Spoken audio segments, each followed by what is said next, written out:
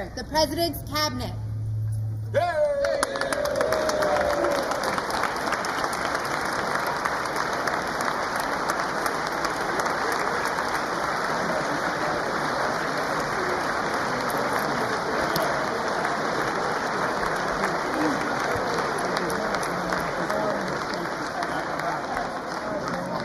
That's true. I should have done way better.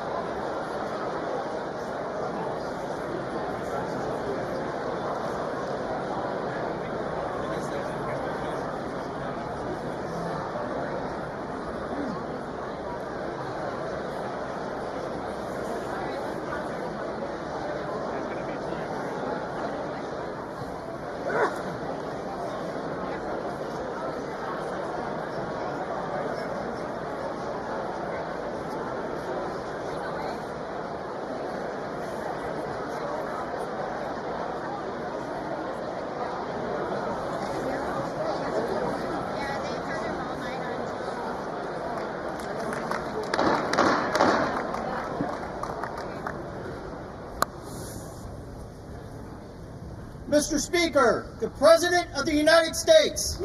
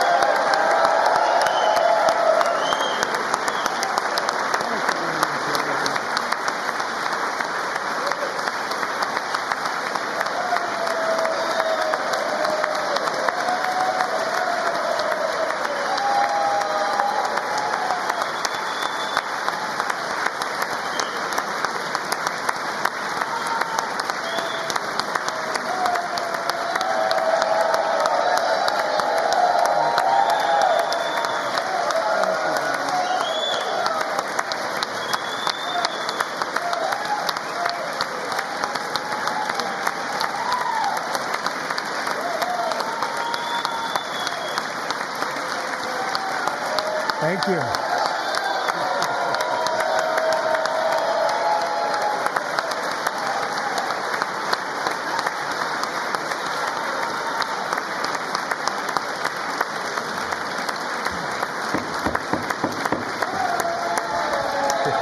Thank you very much.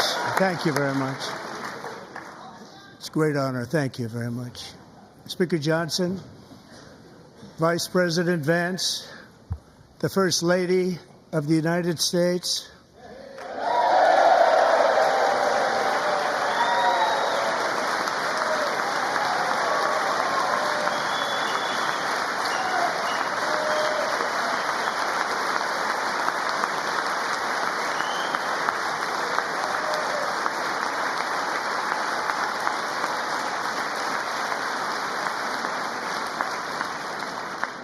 members of the United States Congress, thank you very much.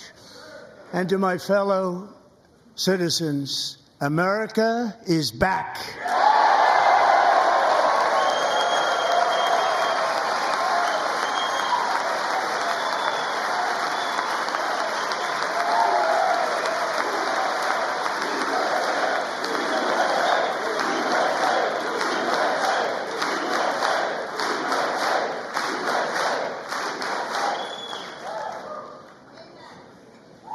6 weeks ago, I stood beneath the dome of this Capitol and proclaimed the dawn of the golden age of America. From that moment on, it has been nothing but swift and unrelenting action to usher in the greatest and most successful era in the history of our country. We have accomplished more in 43 days than most administrations accomplished in 4 years or 8 years, and we are just getting started.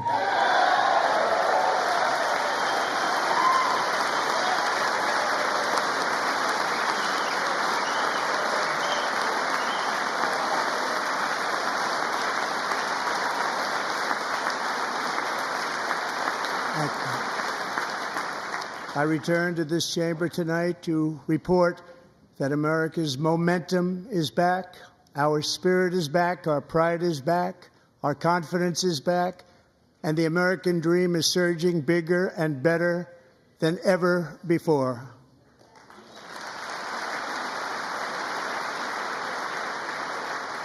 The American dream is unstoppable, and our country is on the verge of a comeback, the likes of which the world has never witnessed and perhaps will never witness again. There's never been anything like it. The presidential election of November 5th was a mandate like has not been seen in many decades. We won all 7 swing states, giving us an electoral college victory of 312 votes.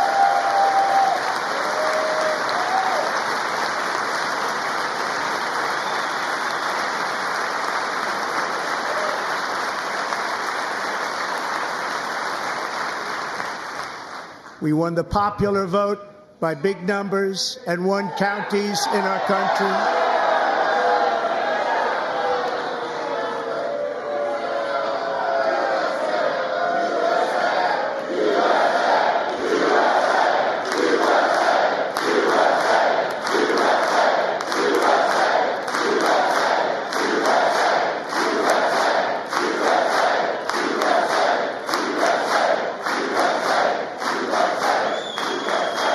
And won counties in our country, 2,700 to 525, on a map that reads almost completely red for Republican.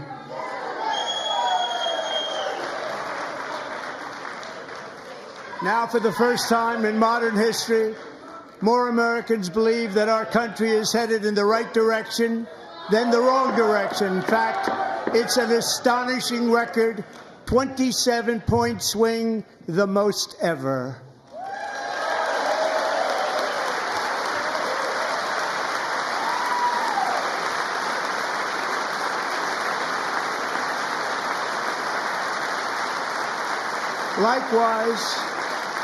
Small business optimism saw its single largest one-month gain ever recorded, a 41-point jump.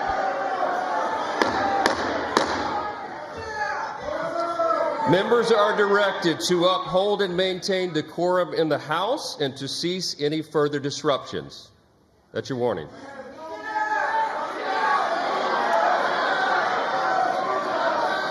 Members are engaging in willful and continuing breach of decorum, and the chair is prepared to direct the Sergeant-at-Arms to restore order to the joint session.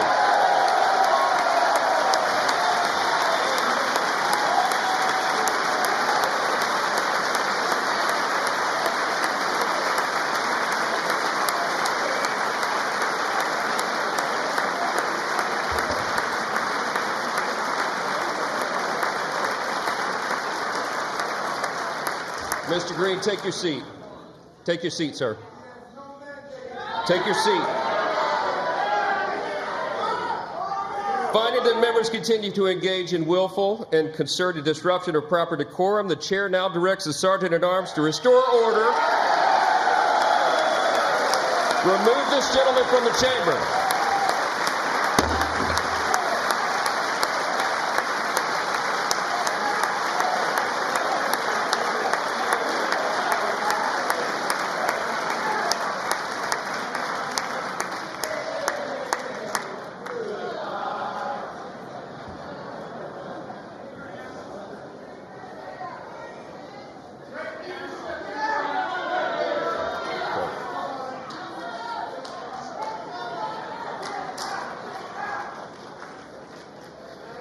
Members are directed to uphold and maintain decorum in the House. Mr. President, you continue. Thank you. Over the past 6 weeks, I have signed nearly 100 executive orders and taken more than 400 executive actions, a record to restore common sense, safety, optimism, and wealth all across our wonderful land. The people elected me to do the job, and I'm doing it.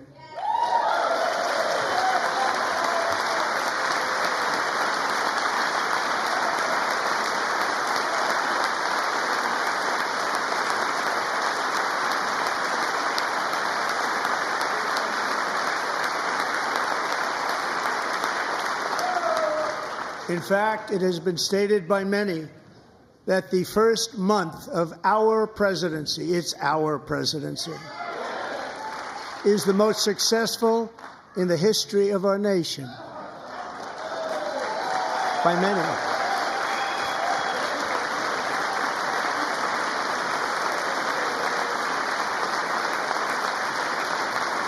And what makes it even more impressive is that, do you know who number 2 is? George Washington. How about that? How about that? I don't know about that list, but we'll take it. Within hours of taking the oath of office, I declared a national emergency on our southern border, and I deployed the U.S. military and Border Patrol to repel the invasion of our country. And what a job they've done.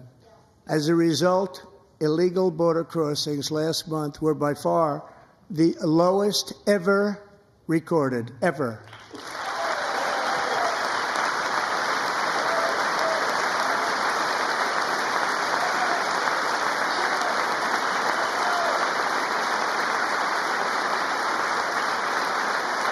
They heard my words and they chose not to come. Much easier that way.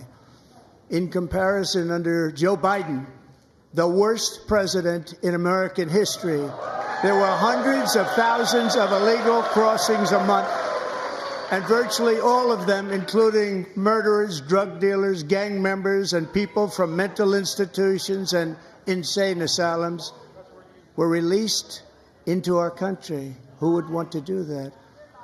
This is my 5th such speech to Congress.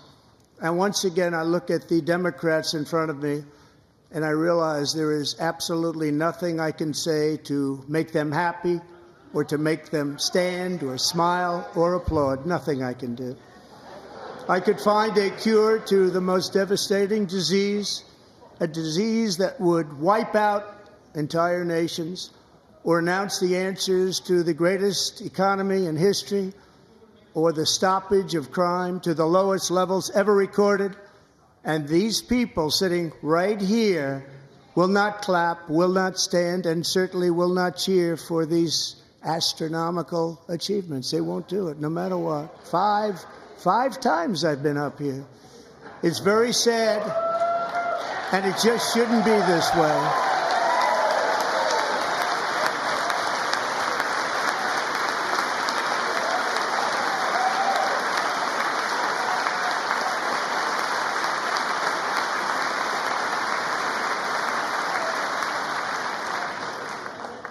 So Democrats sitting before me, for just this one night, why not join us in celebrating so many incredible wins for America? For the good of our nation, let's work together and let's truly make America great again.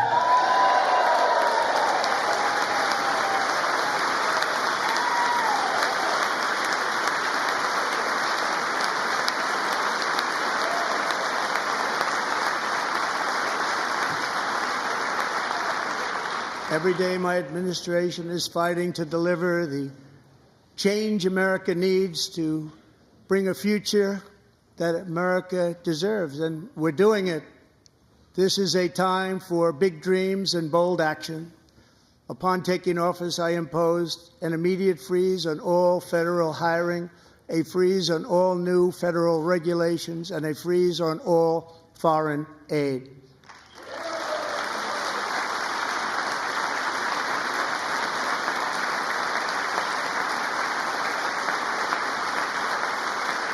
I terminated the ridiculous Green New Scam.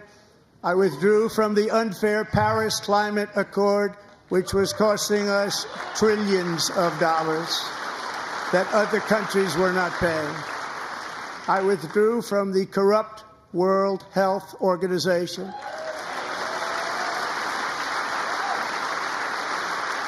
And I also withdrew from the anti-American UN Human Rights Council.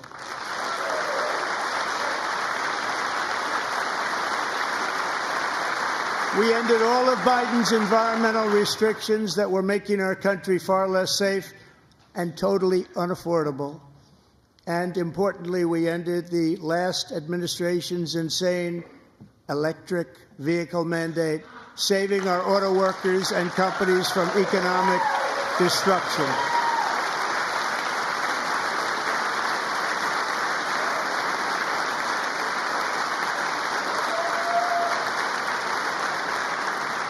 To unshackle our economy, I have directed that for every one new regulation, 10 old regulations must be eliminated, just like I did in my very successful first term.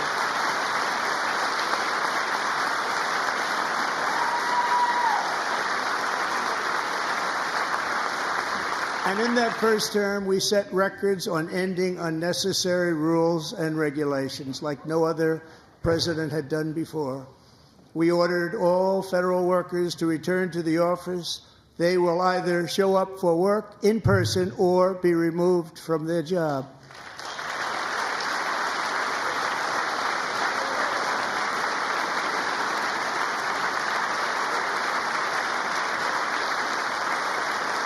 And we have ended weaponized government where, as an example, a sitting president is allowed to viciously prosecute his political opponent, like me. How did that work out? Not too good. Not too good.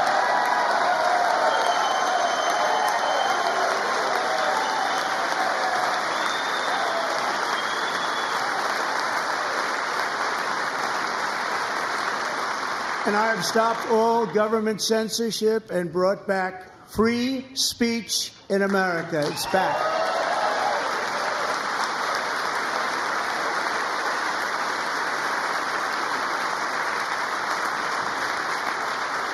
And 2 days ago, I signed an order making English the official language of the United States of America.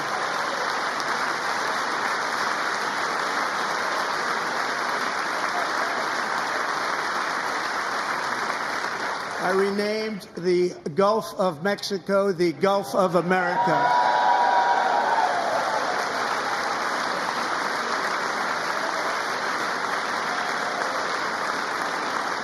And likewise, I renamed, for a great president, William McKinley, Mount McKinley again.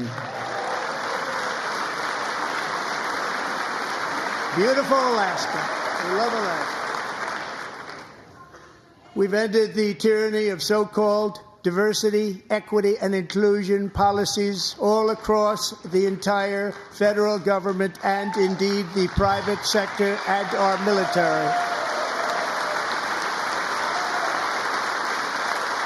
And our country will be woke no longer.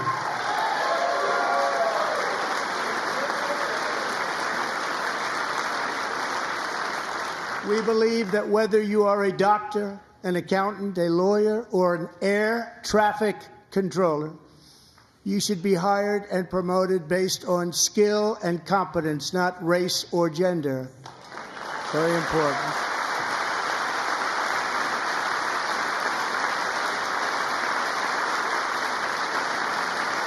You should be hired based on merit.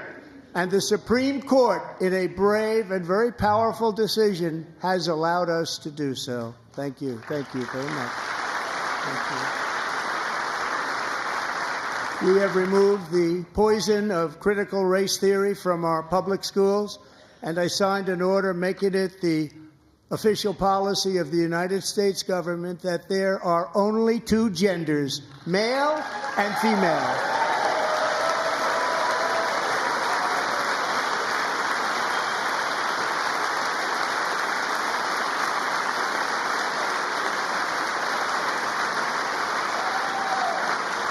I also signed an executive order to ban men from playing in women's sports.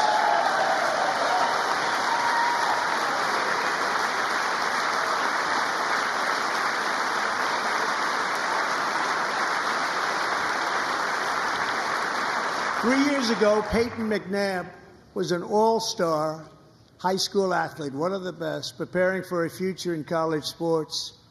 But when her girls' volleyball match was invaded by a male, he smashed the ball so hard in Peyton's face, causing traumatic brain injury, partially paralyzing her right side and ending her athletic career. It was a shot like she's never seen before. She's never seen anything like it. Peyton is here tonight in the gallery, and Peyton, from now on, schools will kick the men off the girls' team, or they will lose all federal funding.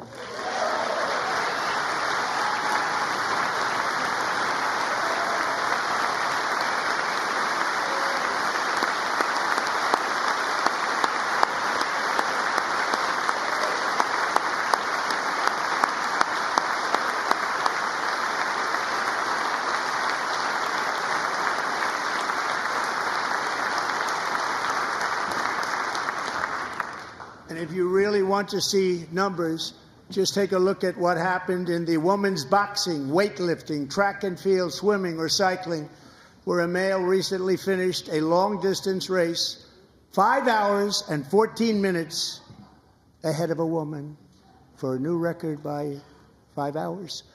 Broke the record by 5 hours. It's demeaning for women, and it's very bad for our country. We're not going to put up with it any longer.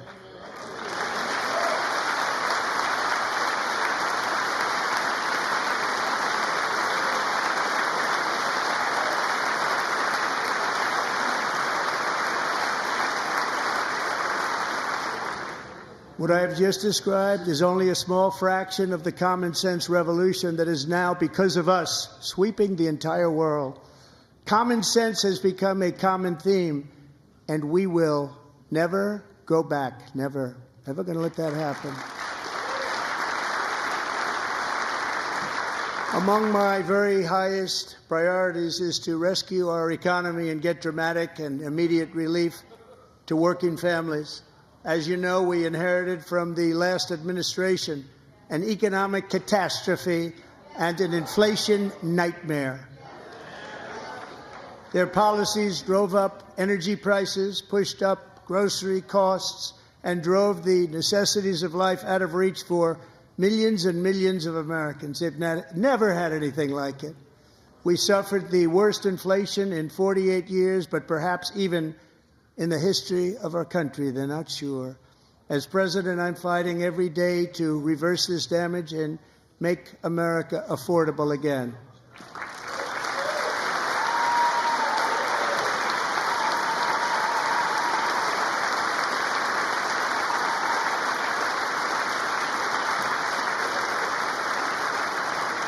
Joe Biden especially let the price of eggs get out of control. The egg price is out of control, and we're working hard to get it back down. Secretary, do a good job on that. You inherited a total mess from the previous administration. Do a good job.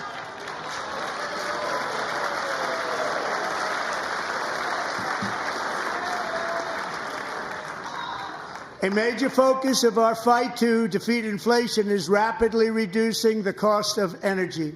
The previous administration cut the number of new oil and gas leases by 95%, slowed pipeline construction to a halt, and closed more than 100 power plants. We are opening up many of those power plants right now.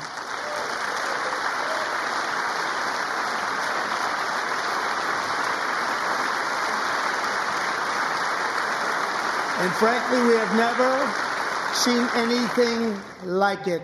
That's why on my first day in office, I declared a national energy emergency. As you've heard me say many times, we have more liquid gold under our feet than any nation on earth, and by far. And now I fully authorize the most talented team ever assembled to go and get it. It's called Drill, Baby, Drill.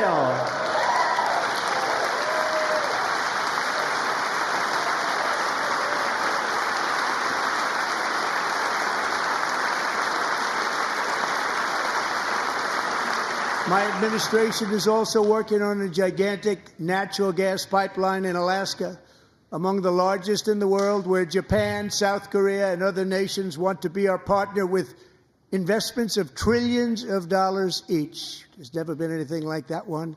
It will be truly spectacular. It's all set to go. The permitting is gotten. And later this week, I will also take historic action to dramatically expand production of critical minerals and rare earths here in the USA.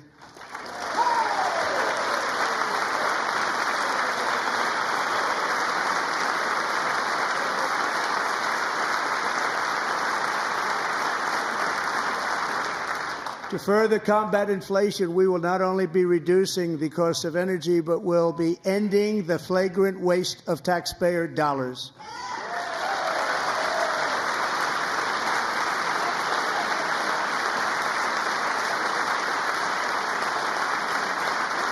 And to that end, I have created the brand new Department of Government Efficiency, DOGE. Perhaps you've heard of it. Perhaps.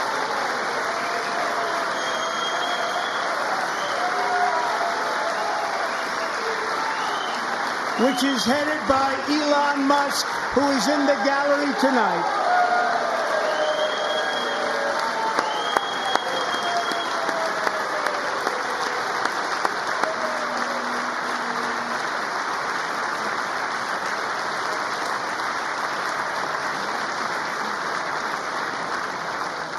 Thank you, Elon. He's working very hard. He didn't need this.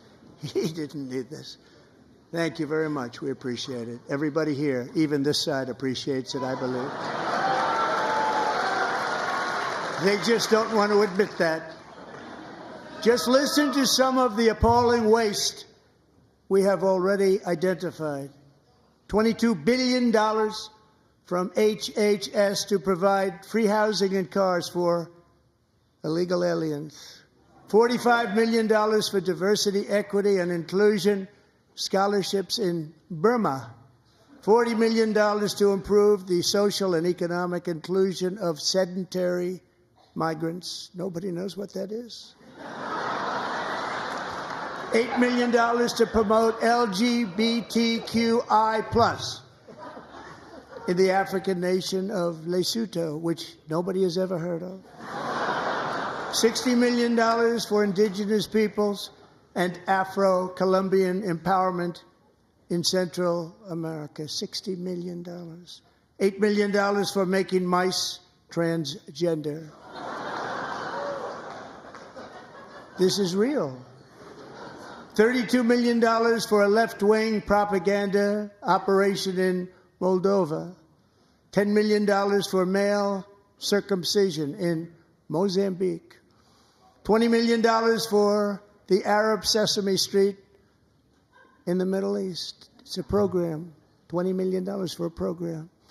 $1.9 billion to recently created Decarbonization of Homes Committee, headed up, and we know she's involved. Just at the last moment, the money was passed over by a woman named Stacey Abrams. Have you ever heard of her?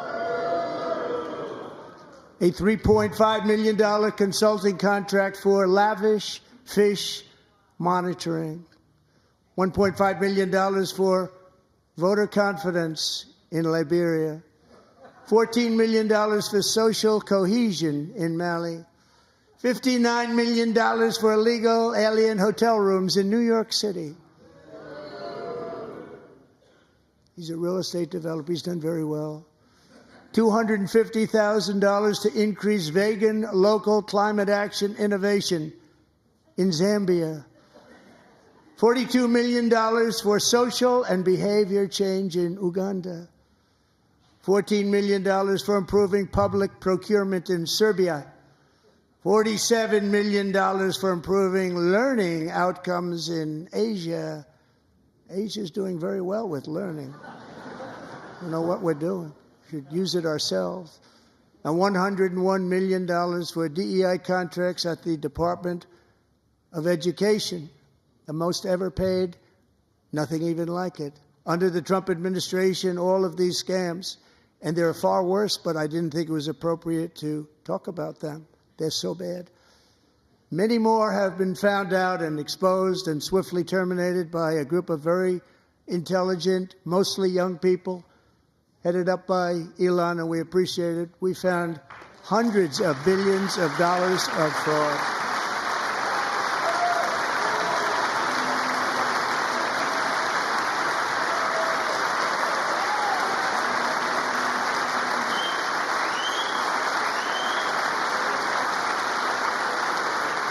And we've taken back the money and reduced our debt to fight inflation and other things.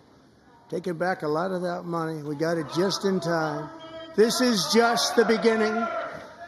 The Government Accountability Office, a federal government office, has estimated annual fraud of over $500 billion in our nation, and we are working very hard to stop it. We're going to.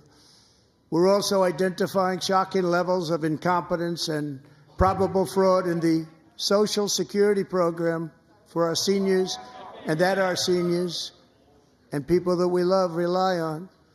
Believe it or not, government databases list 4.7 million Social Security members from people aged 100 to 109 years old. It lists 3.6 million people from ages 110 to 119. I don't know any of them. I know some people that are rather elderly, but not quite that elderly. 3.47 million people from ages 120 to 129. 3.9 million people from ages 130 to 139. 3.5 million people from ages 140 to 149. And money is being paid to many of them, and we're searching right now. In fact, Pam, good luck. Good luck. You're going to find it.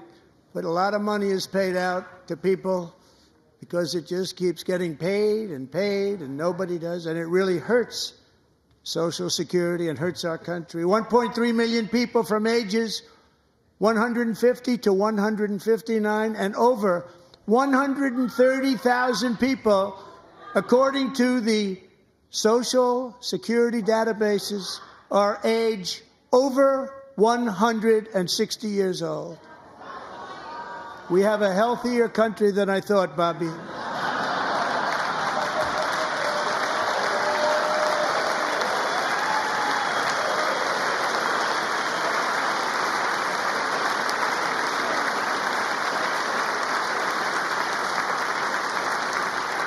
Including, to finish, 1,039 people between the ages of 220 and 229, one person between the age of 240 and 249, and one person is listed at 360 years of age. More than 100 years older than our country. But we're going to find out where that money's going, and it's not going to be pretty. By slashing all of the fraud, waste, and theft we can find, we will defeat inflation, bring down mortgage rates, lower car payments and grocery prices, protect our seniors, and put more money in the pockets of American families.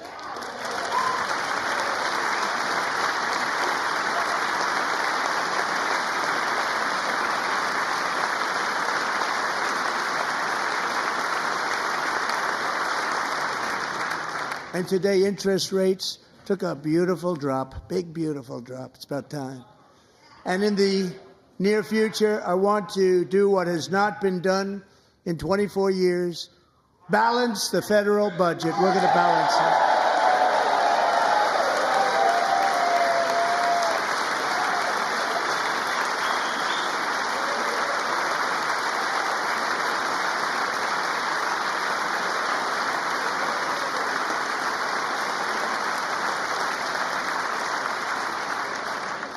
With that goal in mind, we have developed in great detail what we are calling the Gold Card, which goes on sale very, very soon. For $5 million, we will allow the most successful job-creating people from all over the world to buy a path to U.S. citizenship. It's like the green card, but better and more sophisticated. And these people will have to pay tax in our country. They won't have to pay tax from where they came. The money that they've made, you wouldn't want to do that, but they have to pay tax, create jobs. They'll also be taking people out of colleges and paying for them so that we can keep them in our country instead of having them being forced out. Number one, at the top school, as an example, being forced out and not being allowed to stay and create tremendous numbers of jobs and great success for a company out there. So while we take out the criminals, killers, traffickers, and child predators who are allowed to enter our country under the open border policy of these people, the Democrats, the Biden administration, the open border insane policies that you've allowed to destroy our country, we will now bring in brilliant, hardworking, job-creating people. They're going to pay a lot of money, and we're going to reduce our debt with that money.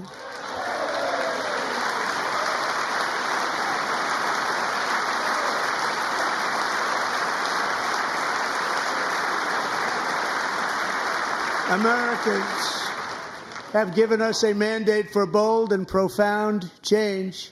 For nearly 100 years, the federal bureaucracy has grown until it has crushed our freedoms, ballooned our deficits, and held back America's potential in every possible way. The nation founded by pioneers and risk-takers now drowns under millions and millions of pages of regulations and debt.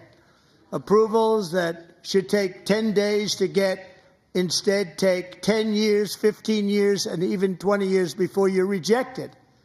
Meanwhile, we have hundreds of thousands of federal workers who have not been showing up to work. My administration will reclaim power from this unaccountable bureaucracy, and we will restore true democracy to America again.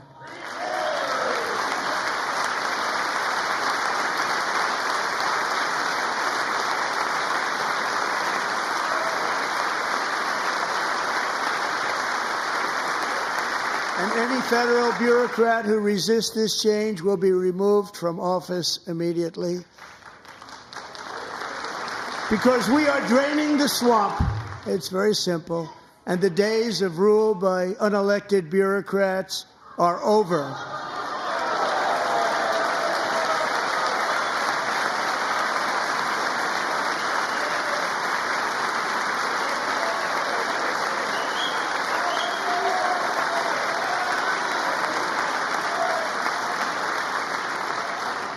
And the next phase of our plan to deliver the greatest economy in history is for this Congress to pass tax cuts for everybody. They're in there. They're waiting for you to vote. And I'm sure that the people on my right, I don't mean the Republican right, but my right here, I'm sure you're going to vote for those tax cuts, because otherwise I don't believe the people will ever vote you into office. So I'm doing you a big favor by telling you that. But I know this group is going to be voting for the tax cuts.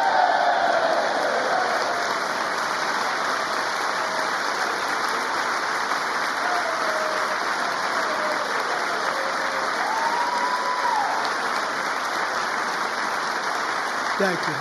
It's a very, very big part of our plan. We had tremendous success in our first term with it. A very big part of our plan. We're seeking permanent income tax cuts all across the board.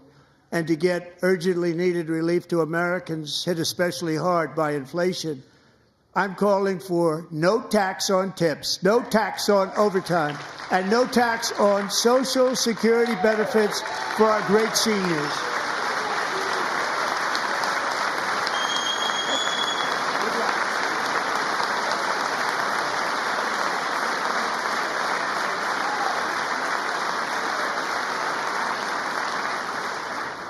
And I also want to make interest payments on car loans tax deductible, but only if the car is made in America.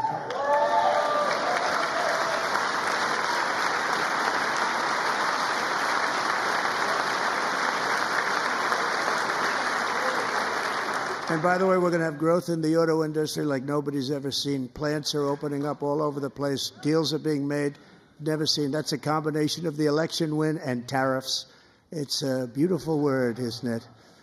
That, along with our other policies, will allow our auto industry to absolutely boom. It's going to boom. Spoke to the majors today, all three, the top people, and they're so excited. In fact, already numerous car companies have announced that they will be building massive automobile plants in America, with Honda just announcing a new plant in Indiana, one of the largest anywhere in the world.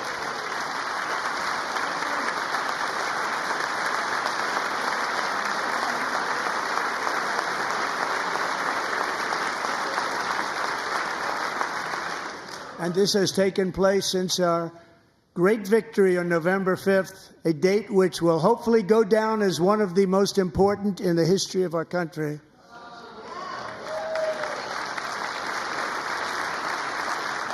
In addition, as part of our tax cuts, we want to cut taxes on domestic production and all manufacturing.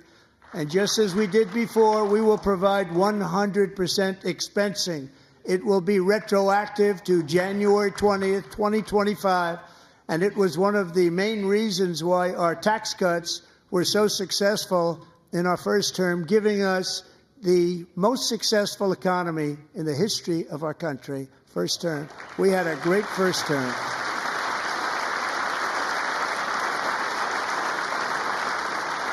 If you don't make your product in America, however, under the Trump administration, you will pay a tariff, and in some cases, a rather large one.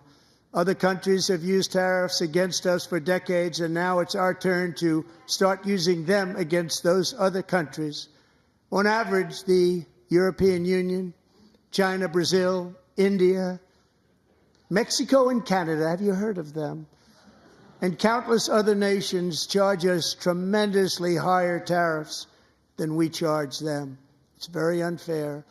India charges us auto tariffs higher than 100%. China's average tariff on our products is twice what we charge them. And South Korea's average tariff is 4 times higher. Think of that, 4 times higher.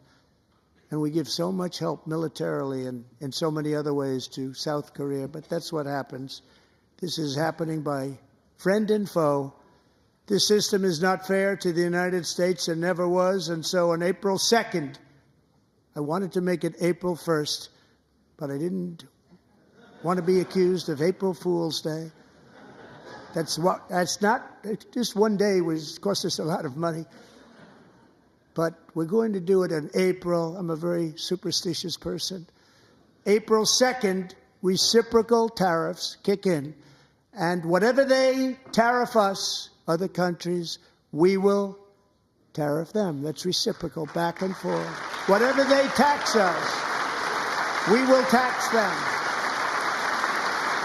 If they do non-monetary tariffs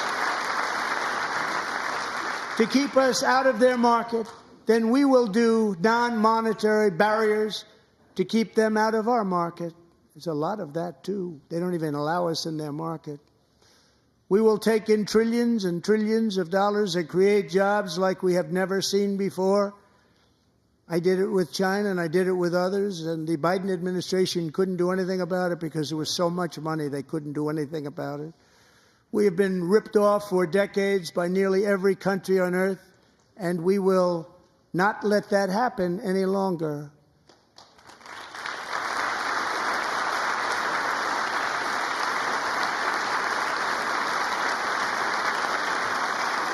Much has been said over the last 3 months about Mexico and Canada, but we have very large deficits with both of them. But even more importantly, they've allowed fentanyl to come into our country at levels never seen before, killing hundreds of thousands of our citizens and many very young, beautiful people, destroying families. Nobody's ever seen anything like it. They are, in effect, receiving subsidies of hundreds of billions of dollars. We pay subsidies to Canada and to Mexico of hundreds of billions of dollars, and the United States will not be doing that any longer. We're not going to do it any longer.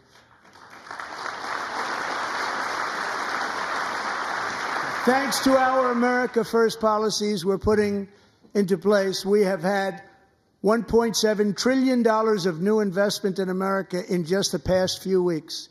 The combination of the election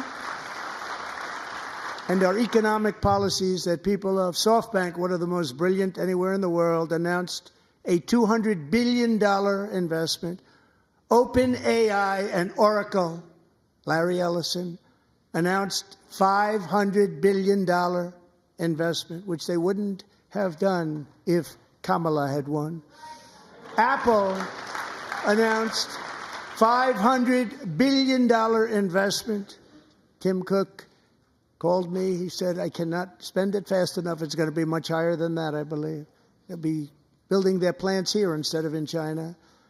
And just yesterday, Taiwan Semiconductor, the biggest in the world, most powerful in the world, has a tremendous amount, 97% of the market, announced a $165 billion investment to build the most powerful chips on earth right here in the USA.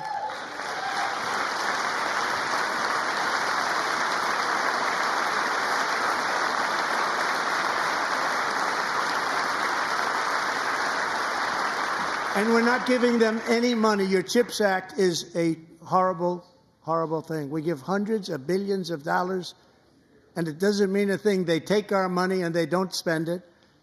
All that meant to them, we're giving them no money.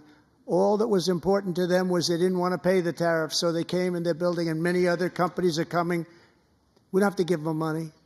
We just want to protect our businesses and our people. And they will come because they won't have to pay tariffs if they build in America. So it's very amazing. You should get rid of the CHIP Act, and whatever's left over, Mr. Speaker, you should use it to reduce debt or any other reason you want to.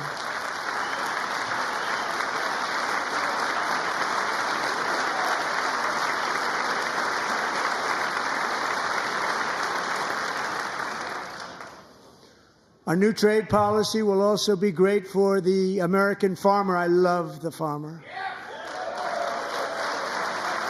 who will now be selling into our home market, the USA, because nobody is going to be able to compete with you. because there's goods that come in from other countries and companies. They're really in a bad position in so many different ways. They're uninspected. They may be very dirty and disgusting, and they come in and they pour in, and they hurt our American farmers. The tariffs will go on agricultural product coming into America, and our farmers, starting on April 2nd, it may be a little bit of an adjustment period. We had that before when I made the deal with China, $50 billion of purchases, and I said, just bear with me, and they did. They did. Probably have to bear with me again, and this will be even better. That was great. The problem with it was that Biden didn't enforce it. He didn't enforce it. $50 billion of purchases, and we were doing great, but Biden did not enforce it, and it hurt our farmers. But our farmers are going to have a field day right now. So to our farmers, have a lot of fun. I love you too. I love you too. It's all going to happen.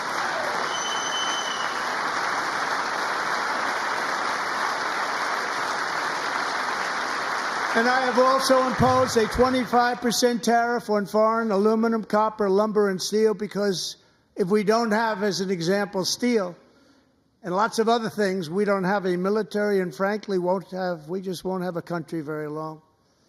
Here today is a proud American steelworker, fantastic person from Decatur, Alabama, Jeff Denard. Has been working at the same steel plant for 27 years in a job that has allowed him to serve as the captain of his local volunteer fire department, raise 7 children with his beautiful wife, Nicole, and over the years provide a loving home for more than 40 foster children. So great, Jeff.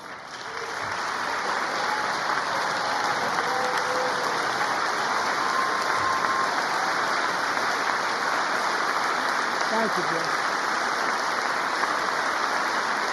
Thank you, Jeff.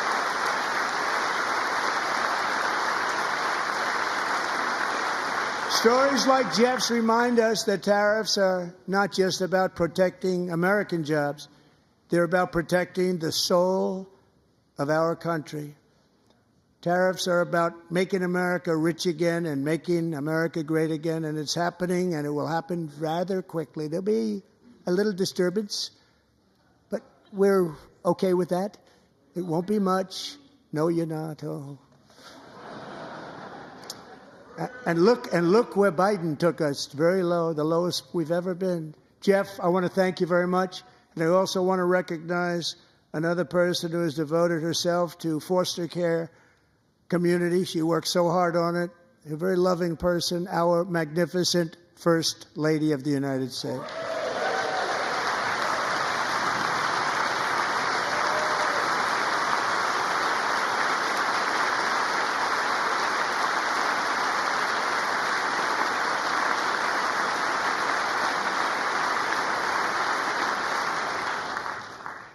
Melania's work has yielded incredible results, helping prepare our nation's future leaders as they enter the workforce. Our First Lady is joined by 2 impressive young women, very impressive. Haley Ferguson, who benefited from the First Lady's Fostering the Future initiative and is poised to complete her education and become a teacher. And Elliston Berry, who became a victim of an illicit deepfake image produced by a peer.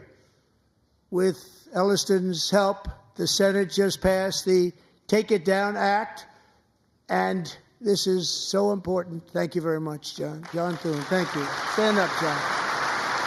Thank you, John.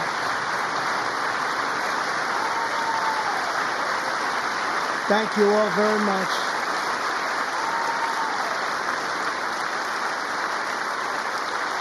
Thank you. And thank you to John Thune and the Senate. Great job. To criminalize the publication of such images online is a terrible, terrible thing. And once it passes the House, I look forward to signing that bill into law. Thank you. And I'm going to use that bill for myself, too, if you don't mind. Because nobody gets treated worse than I do online. Nobody. That's great. Thank you very much to the Senate. Thank you. But if we truly care about protecting Americans' children, no step is more crucial than securing America's borders. Over the past 4 years, 21 million people poured into the United States. Many of them were murderers, human traffickers, gang members, and other criminals from the streets of dangerous cities all throughout the world. Because of Joe Biden's insane and very dangerous open border policies, they are now strongly embedded in our country, but we are getting them out and getting them out fast.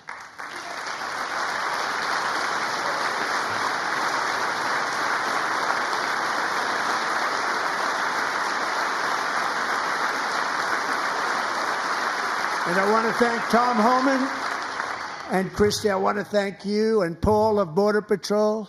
I want to thank you. What a job they've all done. Everybody, Border Patrol, ICE, law enforcement in general is incredible. We have to take care of our law enforcement. Have to.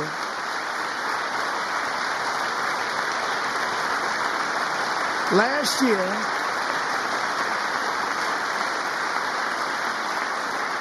a brilliant 22-year-old nursing student named Laken Riley, the best in her class, admired by everybody, went out for a jog on the campus of the University of Georgia.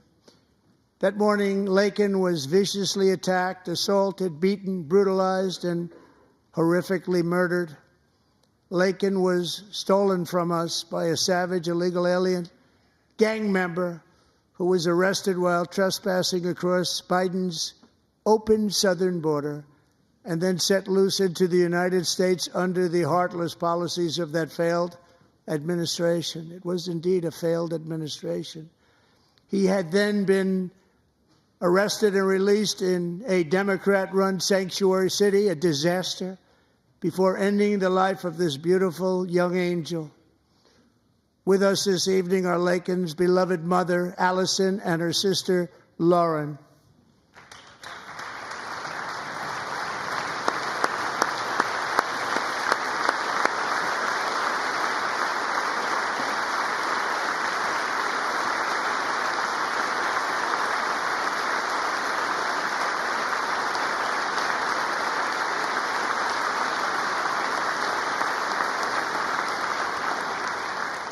Last year, I told Laken's grieving parents that we would ensure their daughter would not have died in vain. That's why the very first bill I signed into law as your 47th president mandates the detention of all dangerous criminal aliens who threaten public safety. It's a very strong, powerful act.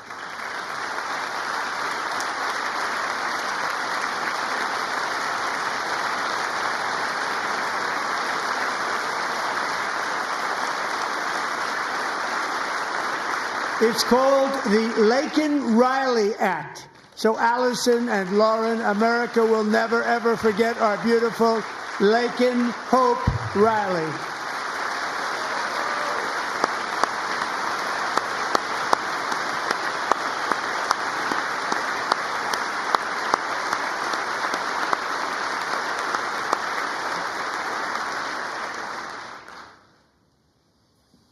Thank you very much.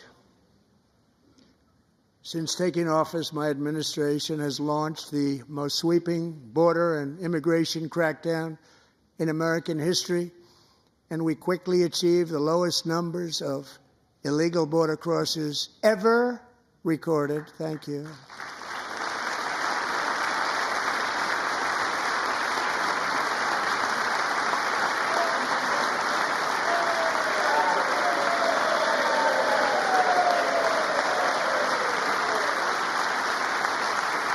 The media and our friends in the Democrat Party kept saying we needed new legislation. We must have legislation to secure the border. But it turned out that all we really needed was a new president.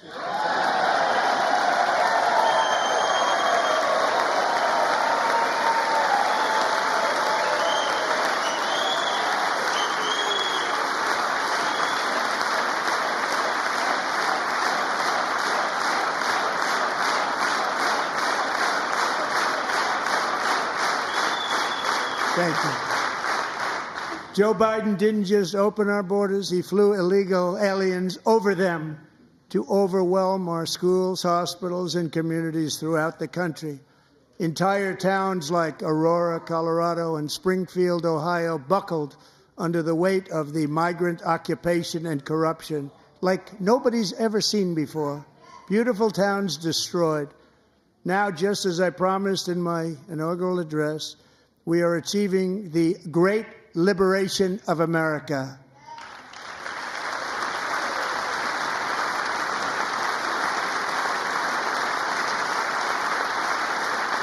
But there still is much work to be done. Here tonight is a woman I have gotten to know, Alexis Nungari from Houston.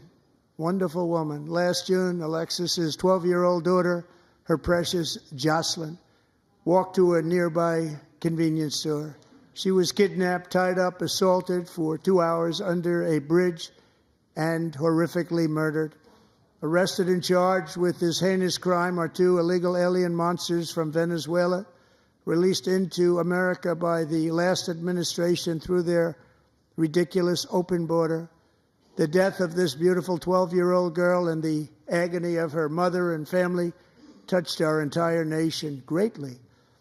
Alexis, I promised that we would always remember your daughter, your magnificent daughter, and earlier tonight, I signed an order keeping my word to you. One thing I have learned about Jocelyn is that she loved animals so much. She loved nature. Across Galveston Bay, from where Jocelyn lived in Houston, you will find a magnificent national wildlife refuge, a pristine, peaceful, 34,000-acre sanctuary for all of God's creatures on the edge of the Gulf of America. Alexis, moments ago, I formally renamed that refuge in loving memory of your beautiful daughter, Jocelyn. So, Mr. Vice President, if you would, may I have the order?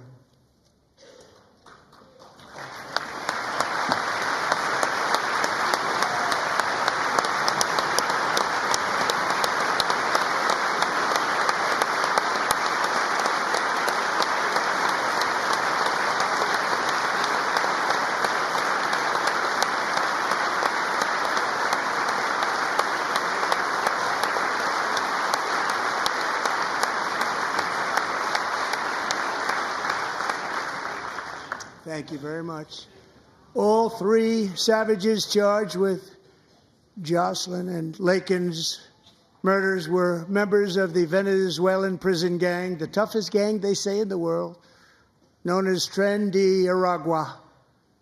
2 weeks ago, I officially designated this gang, along with MS-13 and the bloodthirsty Mexican drug cartels, as foreign terrorist organizations.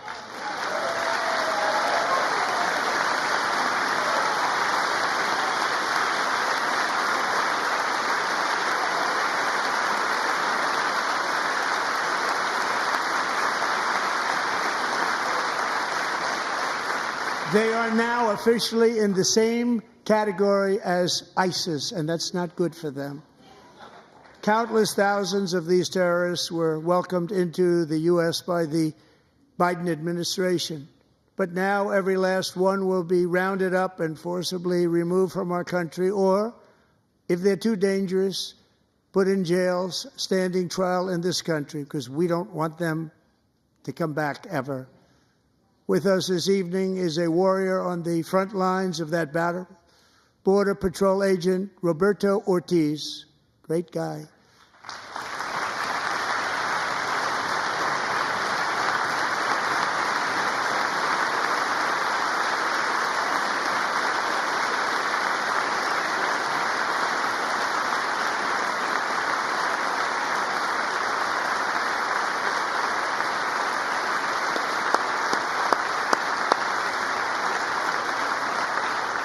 In January, Roberto and another agent were patrolling by the Rio Grande near an area known as Cartel Island. Doesn't sound too nice to me. When heavily armed gunmen started shooting at them. Roberto saw that his partner was totally exposed, at great danger, and he leapt into action, returning fire and providing crucial seconds for his fellow agent to seek safety, just barely. I have some of the prints of that event, and it was not good. Agent Ortiz, we salute you for your great courage and for your line of fire that you took and for the bravery that you showed. We honor you, and we will always honor you. Thank you, Roberto, very much.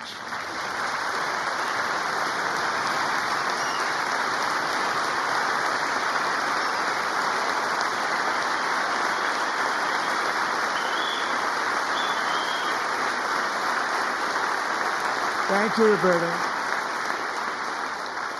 And I actually got to know him on my many calls to the border. He's a great gentleman. The territory to the immediate south of our border is now dominated entirely by criminal cartels that murder, rape, torture, and exercise total control. They have total control over a whole nation, posing a grave threat to our national security. The cartels are waging war in America, and it's time for America to wage war on the cartels, which we are doing.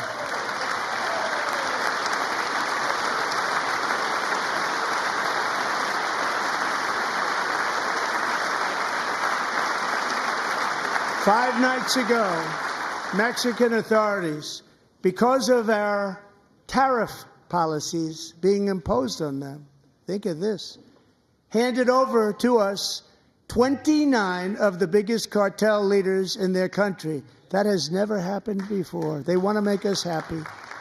First time ever. But we need Mexico and Canada to do much more than they've done, and they have to stop the fentanyl and drugs pouring into the USA. They're going to stop it. I have sent Congress a detailed funding request laying out exactly how we will eliminate these threats to protect our homeland and complete the largest deportation operation in American history, larger even than current record holder President Dwight D. Eisenhower, a moderate man, but someone who believed very strongly in borders. Americans expect Congress to send me this funding without delay so I can sign it into law. So, Mr. Speaker, John Thune, both of you, I hope you're going to be able to do that, Mr. Speaker. Thank you. Mr. Leader, thank you. Thank you very much. And let's get it to me. I'll sign it so fast, you won't even believe it.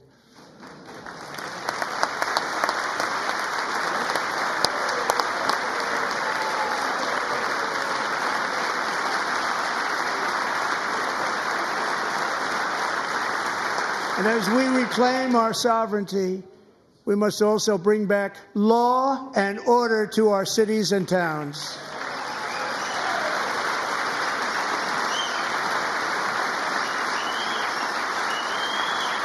In recent years, our justice system has been turned upside down by radical left lunatics. Many jurisdictions virtually ceased enforcing the law against dangerous repeat offenders while weaponizing law enforcement against political opponents like me. My administration has acted swiftly and decisively to restore fair, equal, and impartial justice under the constitutional rule of law, starting at the FBI and the DOJ. Pam, good luck. Cash, wherever you may be, good luck. Good luck. Pam Bondi. Good luck. So important. Going to do a great job. Cash, thank you. Thank you, Cash.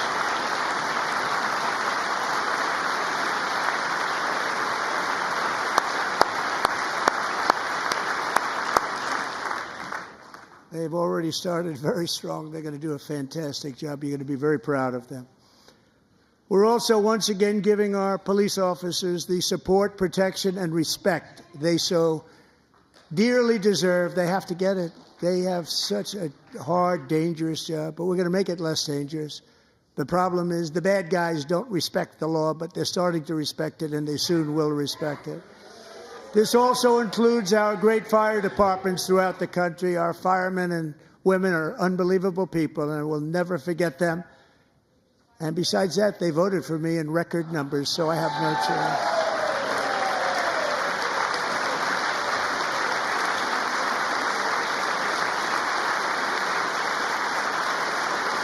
One year ago this month, 31-year-old New York police officer Jonathan Diller, unbelievably wonderful person and a great officer, was gunned down at a traffic stop on Long Island. I went to his funeral. The vicious criminal charged with his murder had 21 prior arrests, and they were rough arrests, too. He was a real bad one.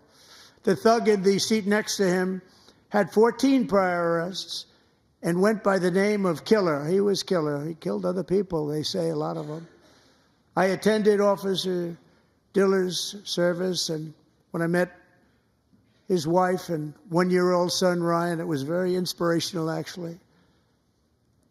His widow's name is Stephanie, and she is here tonight. Stephanie, thank you very much, Stephanie. Thank you very much.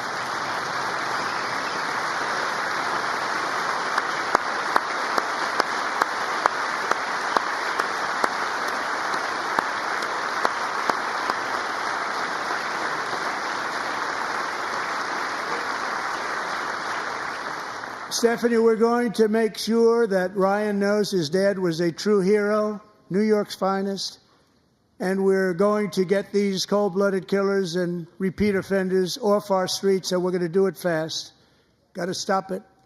They get out with 28 arrests. They push people into subway trains. They hit people over the head, back of the head with baseball bats. We got to get them out of here. I've already signed an executive order requiring a mandatory death penalty for anyone who murders a police officer, and tonight I'm asking Congress to pass that policy into permanent law.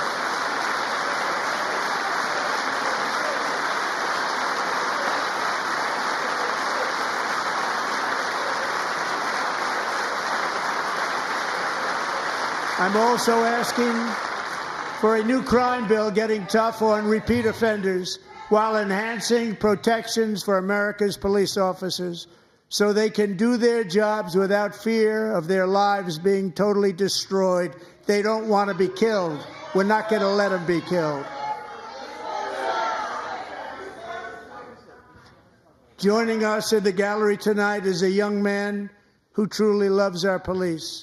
His name is DJ Daniel. He is 13 years old, and he has always dreamed of becoming a police officer.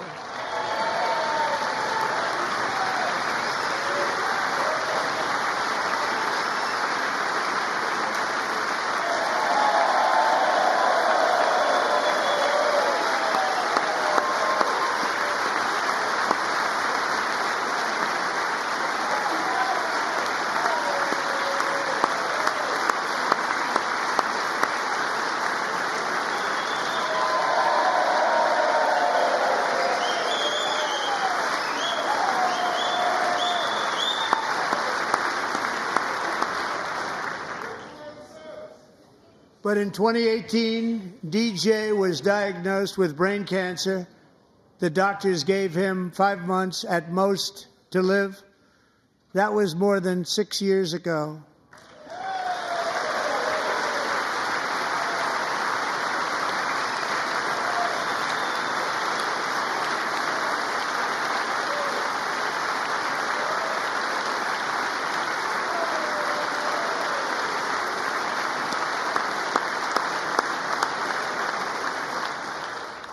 Since that time, DJ and his dad have been on a quest to make his dream come true, and DJ has been sworn in as an honorary law enforcement officer, actually a number of times. The police love him, the police departments love him. And tonight, DJ, we're going to do you the biggest honor of them all. I am asking our new Secret Service Director, Sean Curran, to officially make you an agent of the United States Secret Service.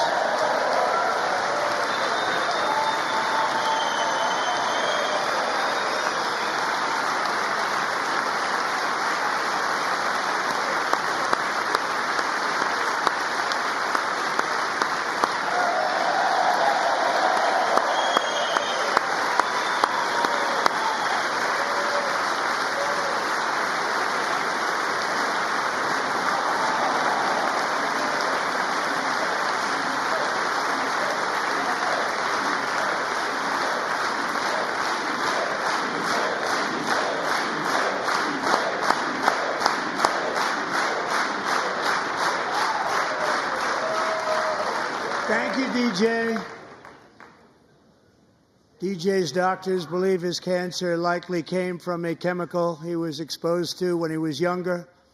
Since 1975, rates of child cancer have increased by more than 40%. Reversing this trend is one of the top priorities for our new presidential commission to make America healthy again, chaired by our new Secretary of Health and Human Services, Robert F. Kennedy, Jr.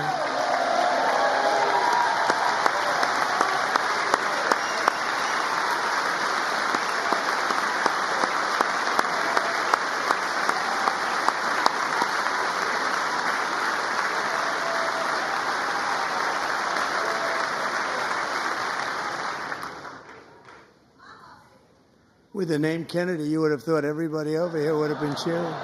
How quickly they forget. Our goal is to get toxins out of our environment, poisons out of our food supply, and keep our children healthy and strong. As an example, not long ago, and you can't even believe these numbers, 1 in 10,000 children had autism, 1 in 10,000. And now it's 1 in 36. There's something wrong. 1 in 36. Think of that. So we're going to find out what it is, and there's nobody better than Bobby and all of the people that are working with you. You have the best to figure out what is going on. Okay, Bobby? Good luck. It's a very important job. Thank you. Good job.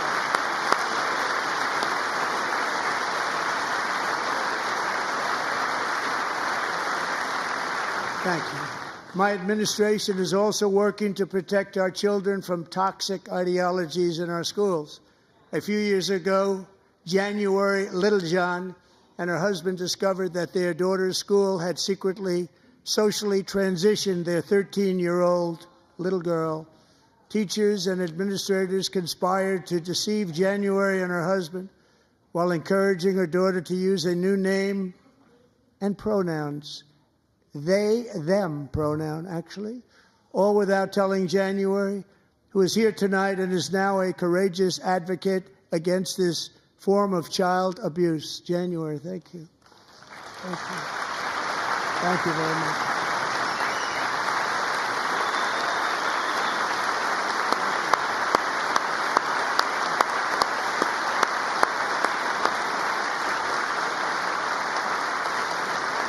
Thank you. Stories like this are why, shortly after taking office, I signed an executive order banning public schools from indoctrinating our children with transgender ideology.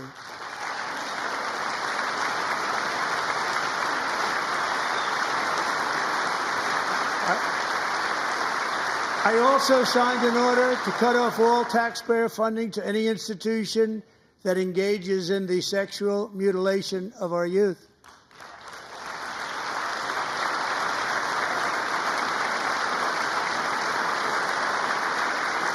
And now I want Congress to pass a bill permanently banning and criminalizing sex changes on children and forever ending the lie that any child is trapped in the wrong body. This is a big lie.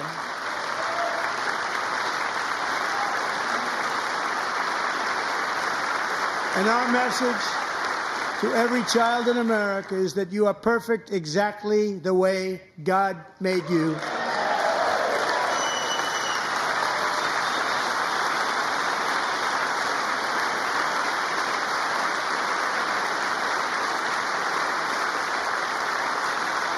Because we're getting wokeness out of our schools and out of our military, and it's already out, and it's out of our society. We don't want it. Wokeness is trouble. Wokeness is bad. It's gone. It's gone. And we feel so much better for it, don't we? Don't we feel better? Our service members won't be activists and ideologues. They will be fighters and warriors. They will fight for our country. And Pete, congratulations. Secretary of Defense, congratulations.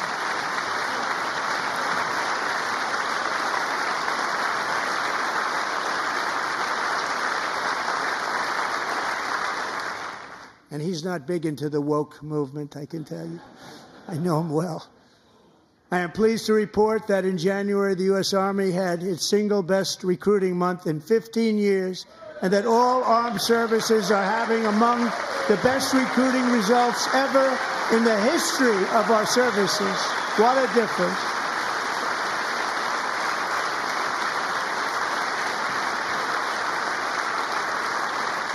And you know, it was just a few months ago where the results were exactly the opposite. We couldn't recruit anywhere. We couldn't recruit. Now we're having the best results just about that we've ever had. What a tremendous turnaround. It's really a beautiful thing to see. People love our country again. It's very simple. They love our country, and they love being in our military again. So it's a great thing, and thank you very much. Great job. Thank you.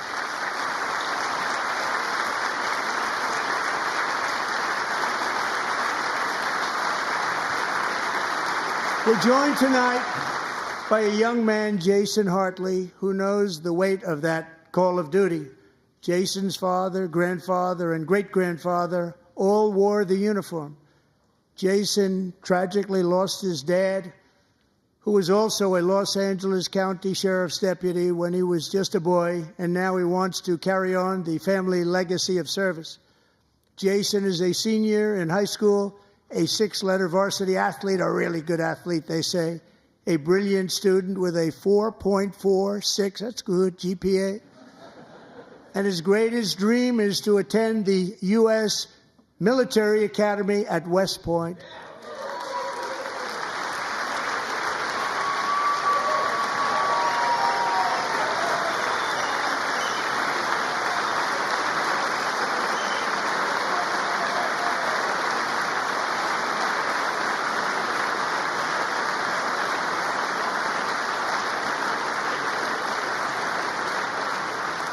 And Jason, that's a very big deal getting in. That's a hard one to get into. But I'm pleased to inform you that your application has been accepted. You will soon be joining the Corps of Cadets.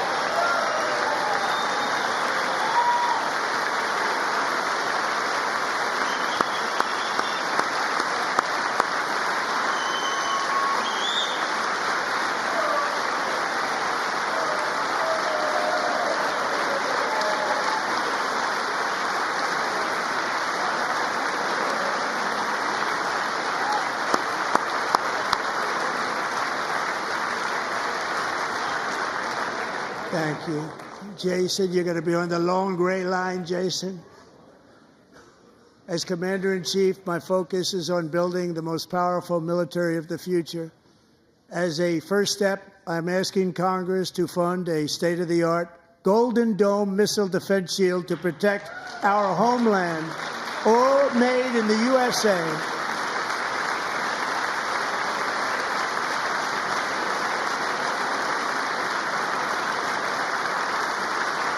And Ronald Reagan wanted to do it long ago, but the technology just wasn't there, not even close. But now we have the technology. It's incredible, actually. And other places, they have it. Israel has it. Other places have it. And the United States should have it too, right, Tim, right? They should have it too. So I want to thank you. But it's a very, very important. This is a very dangerous world. We should have it. We want to be protected, and we're going to protect our citizens like never before. To boost our defense industrial base, we are also going to resurrect the American shipbuilding industry, including commercial shipbuilding and military shipbuilding.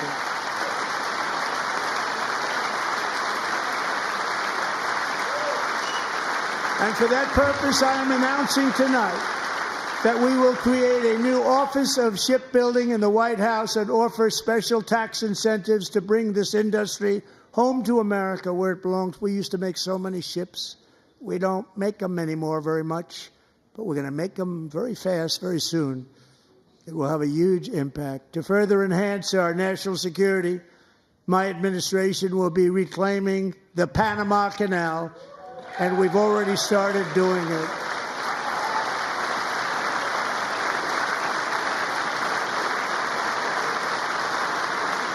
Just today, a large American company announced they are buying both ports around the Panama Canal and lots of other things having to do with the Panama Canal and a couple of other canals.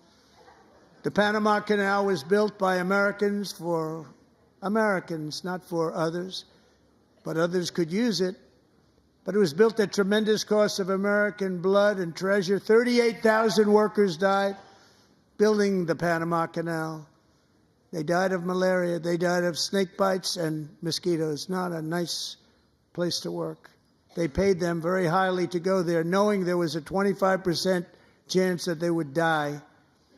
The most expensive project also that was ever built in our country's history, if you bring it up to modern day costs. It was given away by the Carter administration for $1, but that agreement has been violated very severely. We didn't give it to China. We gave it to Panama, and we're taking it back.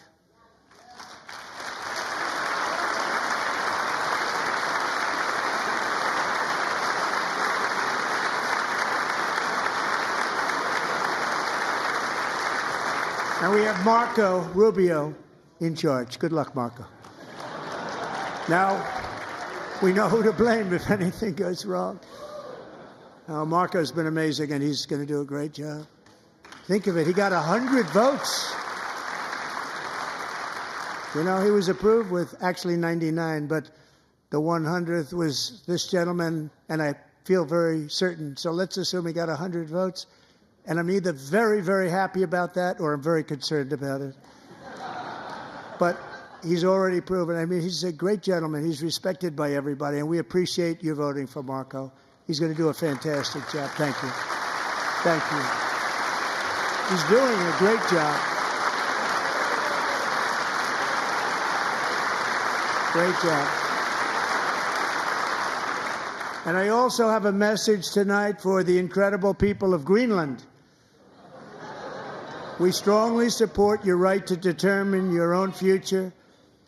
And if you choose, we welcome you into the United States of America. We need Greenland for national security and even international security, and we're working with everybody involved to try and get it. But we need it really for international world security, and I think we're going to get it. One way or the other, we're going to get it. We will keep you safe. We will make you rich, and together we will take Greenland to heights like you have never thought possible before. It's a very small population, but very, very large piece of land and very, very important for military security. America is once again standing strong against the forces of radical Islamic terrorism. 3.5 years ago, ISIS terrorists killed 13 American service members and countless others in the Abbey Gate bombing during the disastrous and incompetent withdrawal from Afghanistan. Not that they were withdrawing, it was the way they withdrew. Perhaps the most embarrassing moment in the history of our country. Tonight, I am pleased to announce that we have just apprehended the top terrorist responsible for that atrocity, and he is right now on his way here to face the swift sword of American justice.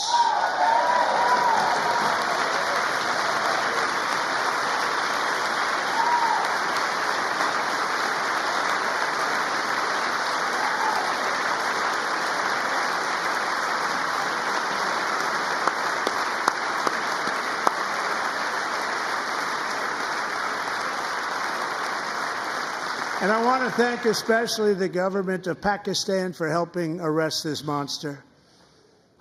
This was a very momentous day for those 13 families who I actually got to know very well, most of them, whose children were murdered, and the many people that were so badly, over 42 people, so badly injured on that fateful day in Afghanistan. What a horrible day.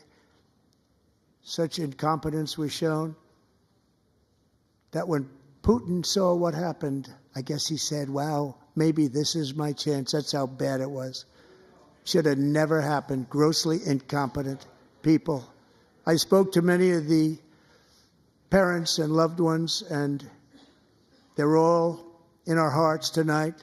Just spoke to them on the phone. We had a big call every one of them called, and everybody was on the line, and they did nothing but cry with happiness. They were very happy, as happy as you can be under those circumstances. Their child, brother, sister, son, daughter was killed for no reason whatsoever. In the Middle East, we're bringing back our hostages from Gaza. In my first term, we achieved one of the most groundbreaking peace agreements in generations, the Abraham Accords.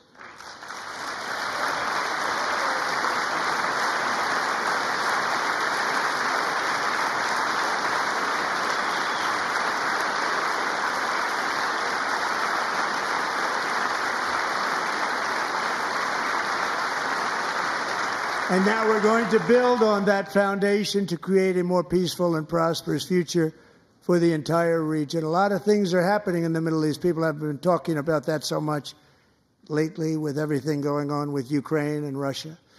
But a lot of things are happening in the Middle East. It's a rough neighborhood, actually. I'm also working tirelessly to end the savage conflict in Ukraine. Millions of Ukrainians and Russians have been needlessly killed or wounded in this horrific and brutal conflict with no end in sight. The United States has sent hundreds of billions of dollars to support Ukraine's defense with no security, with no anything.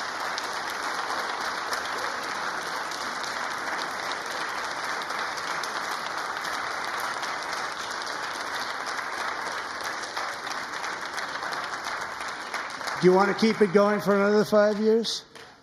Yeah, you would say Pocahontas says yes.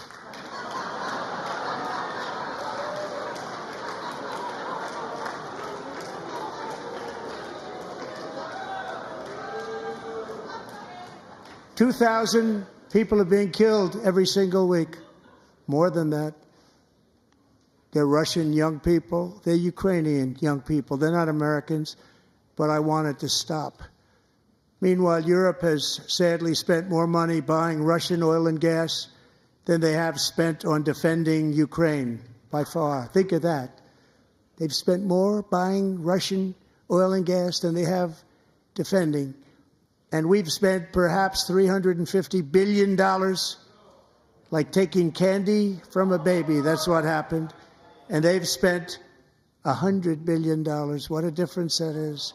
And we have an ocean separating us, and they don't. But we're getting along very well with them, and lots of good things are happening. Biden has authorized more money in this fight than Europe has spent, by billions and billions of dollars. It's hard to believe that they wouldn't have stopped it and said, at some point, come on, let's equalize. You got to be equal to us. But that didn't happen. Earlier today, I received an important letter from President Zelensky of Ukraine. The letter reads, Ukraine is ready to come to the negotiating table as soon as possible to bring lasting peace closer. Nobody wants peace more than the Ukrainians, he said. My team and I stand ready to work under President Trump's strong leadership to get a peace that lasts. We do really value how much America has done to help Ukraine maintain its sovereignty and independence. Regarding the agreement on minerals and security, Ukraine is ready to sign it at any time that is convenient for you. I appreciate that he sent this letter, just got it a little while ago. Simultaneously, we've had serious discussions with Russia and have received strong signals that they are ready for peace. Wouldn't that be beautiful? Wouldn't that be beautiful?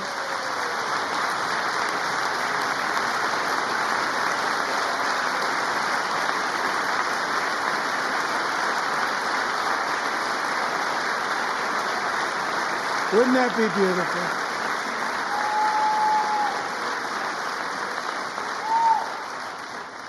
It's time to stop this madness. It's time to halt the killing. It's time to end this senseless war. If you want to end wars, you have to talk to both sides. Nearly 4 years ago, amid rising tensions, a history teacher named Mark Fogel was detained in Russia and sentenced to 14 years in a penal colony. Rough stuff. The previous administration barely lifted a finger to help him. They knew he was innocent, but they had no idea where to begin. But last summer, I promised his 95-year-old mother, Malphine, that we would bring her boy safely back home. After 22 days in office, I did just that, and they are here tonight.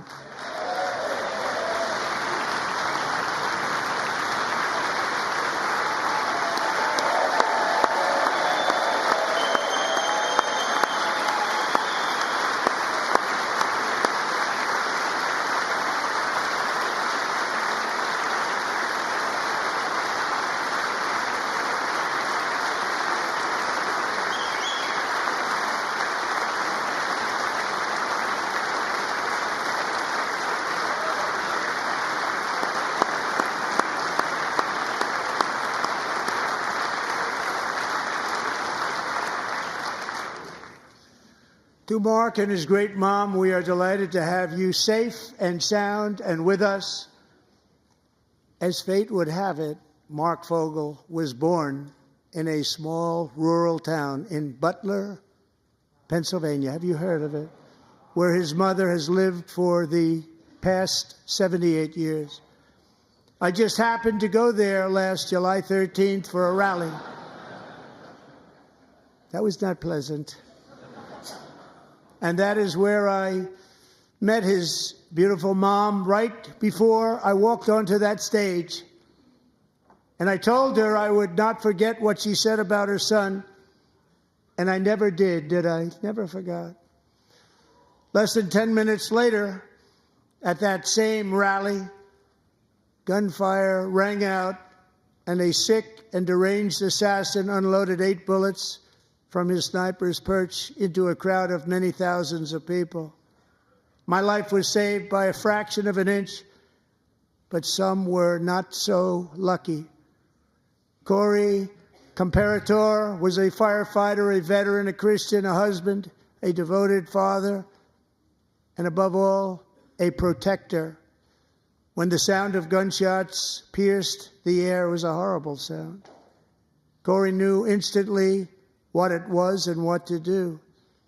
He threw himself on top of his wife and daughters and shielded them from the bullets with his own body. Corey was hit really hard. You know the story from there. He sacrificed his life to save theirs. 2 others, very fine people, were also seriously hit. But thankfully, with the help of 2 great country doctors, we thought they were gone and they were saved. So those doctors had great talent. We're joined by Corey's wife, Helen, who was his high school sweetheart, and their 2 beloved daughters, Allison and Kaylee. Thank you.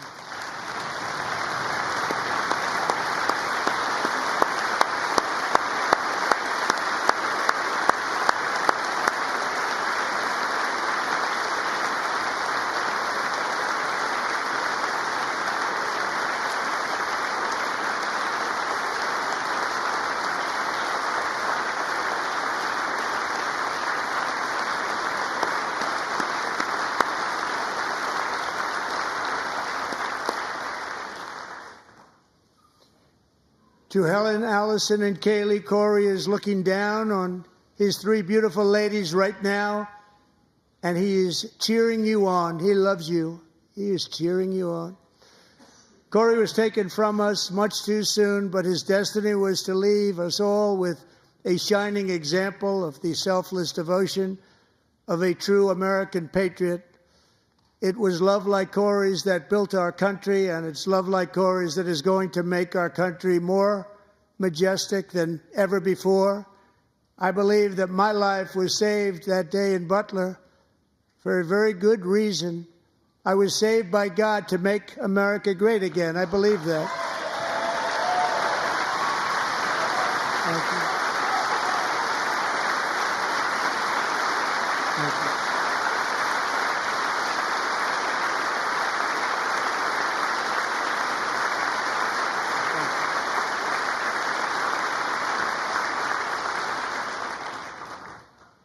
Thank you very much. From the patriots of Lexington and Concord to the heroes of Gettysburg and Normandy, from the warriors who crossed the Delaware to the trailblazers who climbed the Rockies, and from the legends who soared at Kitty Hawk to the astronauts who touched the moon, Americans have always been the people who defied all odds, transcended all dangers, made the most extraordinary sacrifices, and did whatever it took to defend our children, our country, and our freedom. And as we have seen in this chamber tonight, that same strength, faith, love, and spirit is still alive and thriving in the hearts of the American people.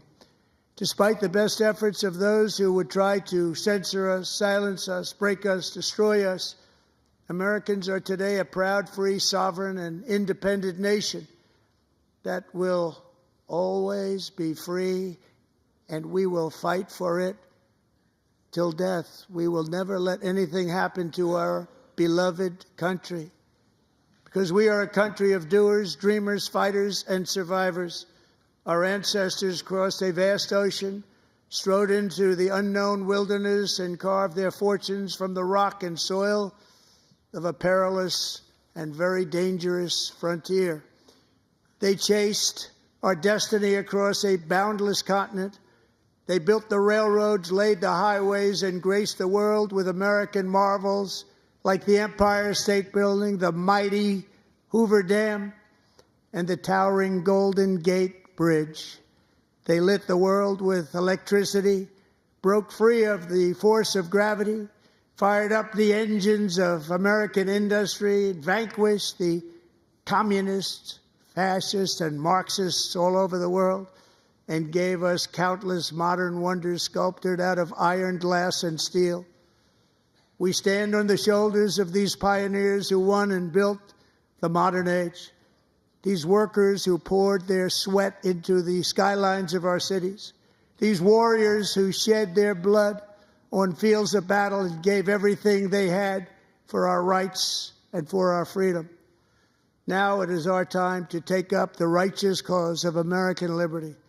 And it is our turn to take America's destiny into our own hands and begin the most thrilling days in the history of our country. This will be our greatest era.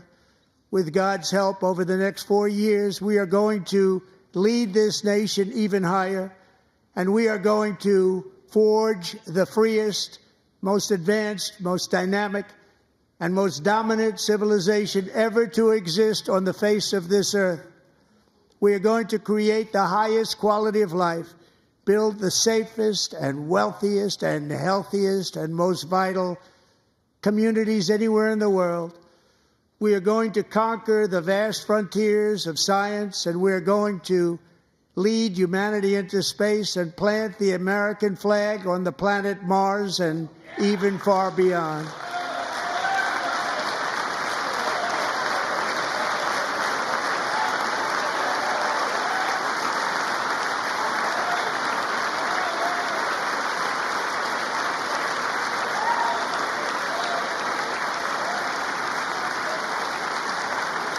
And through it all, we are going to rediscover the unstoppable power of the American spirit.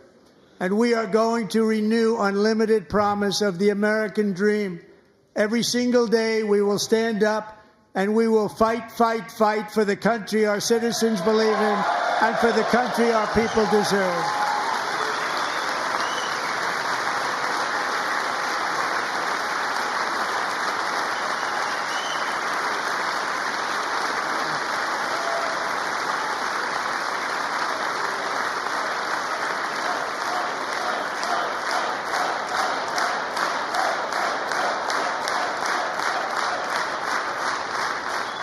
My fellow Americans, get ready for an incredible future, because the golden age of America has only just begun. It will be like nothing that has ever been seen before. Thank you, God bless you, and God bless America.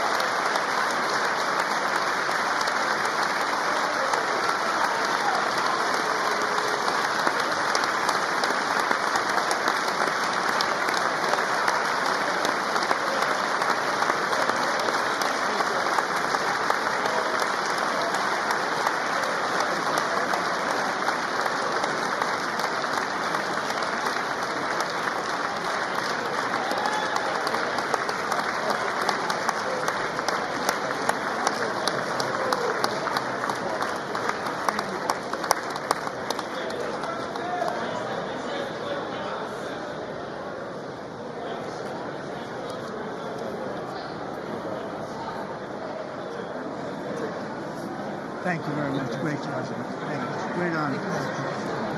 Thank you. Thank you. Get this place going, all right? Thank you. It's a great honor. Thank you. Thank you, Mr. President. Thank you very much.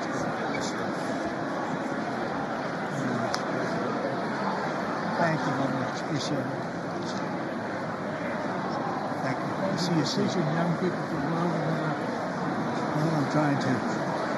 Great guy. Thank you. That's your favorite. Thank you. Thank you very much. Appreciate it. Thank you again. Thank you again. Won't forget. So good. Yeah, it's good. So good, sir. Thank you. Terrific, Mr. Really good. Really outstanding. Thank you. Thank you. Yes, sir. Thank you. Good job, Mr. President. Thanks. We got you. Great. Mr. President, one of your best speeches. Thanks again, Mr. President. Thank you, Mr. President. Thanks for the phone call last night, too. Absolutely. You know that. Thank you very much. I'll do it. Just give me the information. I'm not going to give you, sorry. Thank you, everybody. Great speech. Great speech. Best speech ever. Yes. Good. Congratulations. Good job. God work.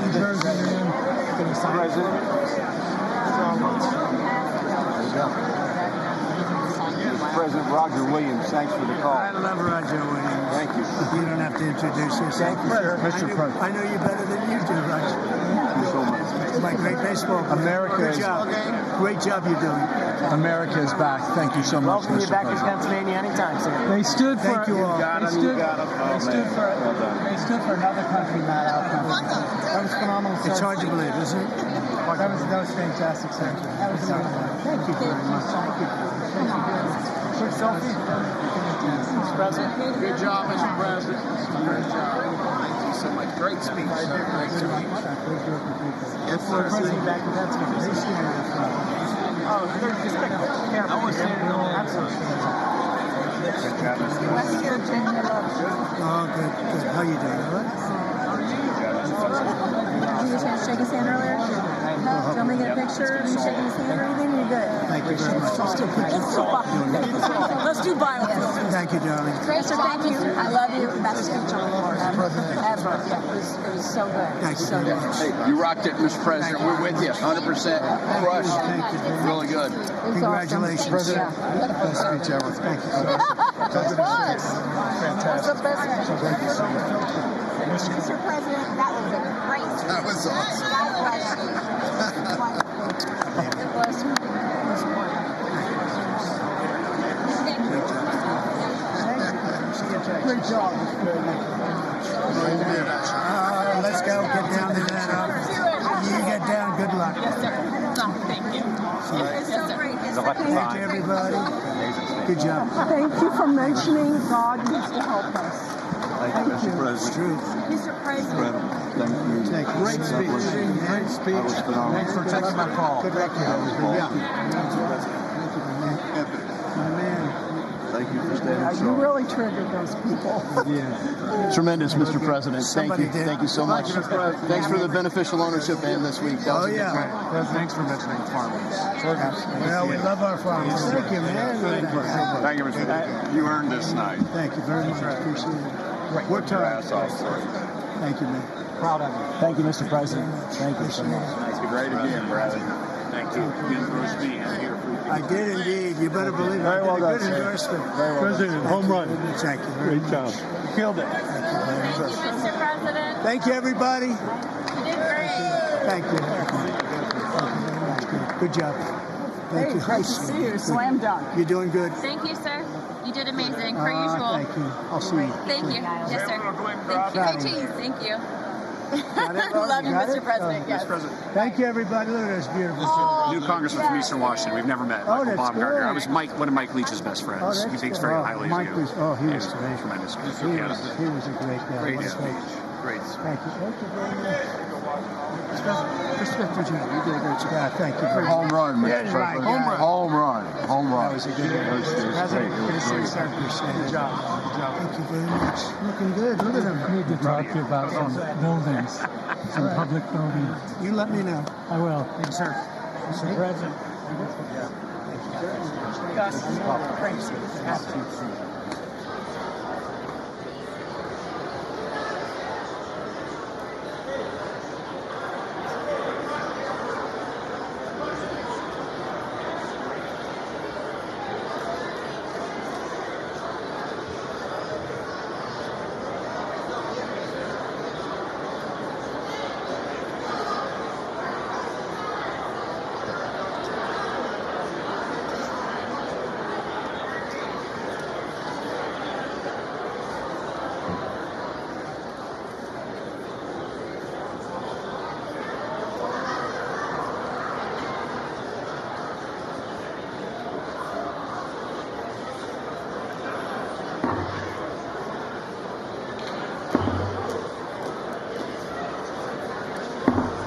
The House will be in order.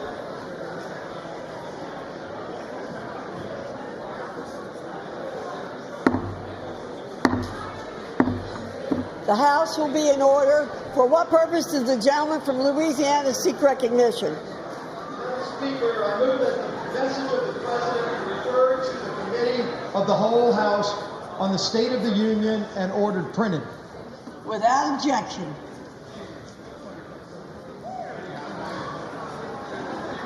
Does it?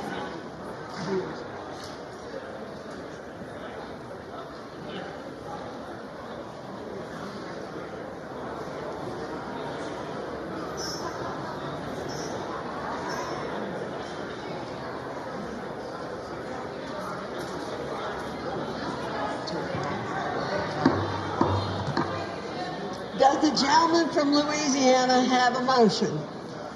Madam Speaker, I move that the House now stand adjourned. The question is on the motion to adjourn. Those in favor say aye. Those opposed, no. The ayes have it. The motion is agreed to. Accordingly, the House stands adjourned until 10 a.m. tomorrow for morning hour debate.